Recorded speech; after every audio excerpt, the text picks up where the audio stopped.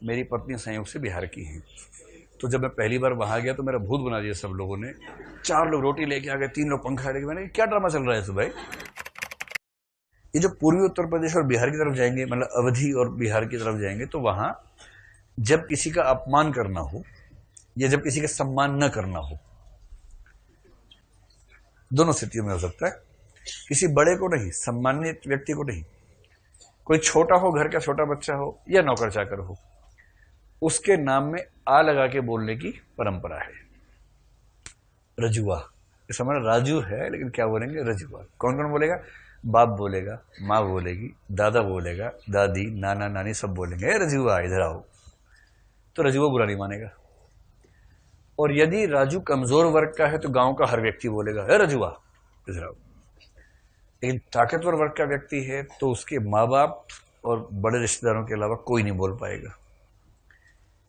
तो जिसको सब रजुआ बोल रहे हैं, इसका मतलब वो एक कमजोर व्यक्ति है, कोई भी उसको कुछ भी बोल सकता है, इसका ये भाव है। और बीच में रजुआ थोड़ा हो गया था शरारती, तो कुछ और विशेषण उसके नाम के साथ जोड़ दिए गए थे। कौन से विशेषण थे बताइए? रजुआ साला, इसको ऐसा बोलते थे, तो बीच में इसका नाम हो गया है रजुआ साला। साला भारतीय समाज की सबसे सामान्य गाली है, जिसको गाली नहीं माना जाता है। आजकल मानते हैं कि ये ठीक है, इतना चलता है।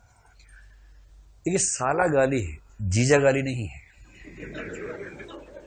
ये एक पैट्रियार्कल सोसाइटी का सामान्य लक्षण है कि पत्नी का भाई होना गाली है। क्योंकि पत्नी का भाई, तेरी बहन मेरी पत्नी है, ये गाली है, ये गाली है। जबकि किसी की भी बहन किसी की पत्नी तो होगी ही होगी, इसमें से कौन सी खास बात है। लेकिन जीजा होना गाली नहीं है, जीजा होना बड़े सम्मान की बात है। मैं तेरी बहन का पति हूं। से लोग क्या बोलते हैं, आप कौन? हम तुम्हारे जीजा हैं। तेवर देखा पे कई लोगों का, हम तोहार जीजा हैं, हम तोहार बाप हैं। कभी सुना कि हम तुम्हारे बेटे हैं, हम तुम्हारे साले हैं? कभी नहीं सुना होगा। मौसा हैं, फूफा हैं, कभी नहीं सुना होगा। भारत में मर्द होने का मतलब 2 ही रिश्तों में होना है, बाप और जीजा। इन दोनों को इतना अवैध सम्मान और अवैध ताकत प्राप्त है जो डिजर्व नहीं करते ये लोग। जीजा जब जाता है ना अपने ससुराल में, तो उसका तेवर ही लग जाता है वहां पर। घर में कोई कुछ भी नहीं करता उसको, लेकिन ससुराल जाते लाड साहब ऐसे फैल जाते हैं।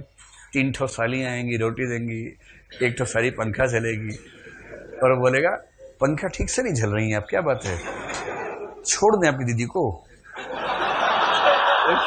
तो उसके बाद फिर और जोर से पंखा चला जा रहा है, क्योंकि जीजा जीजा है।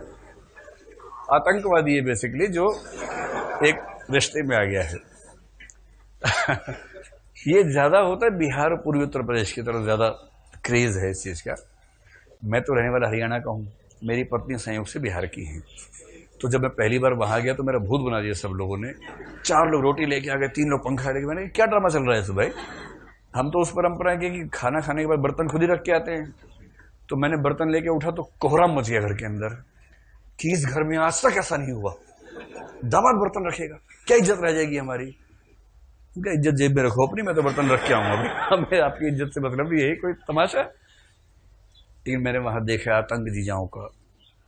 जीजा के आने मात्र से गली, पूरी गली मोहल्ले में सिहरन हो जाती है कि इसके घर में जीजा जी आ रहे हैं।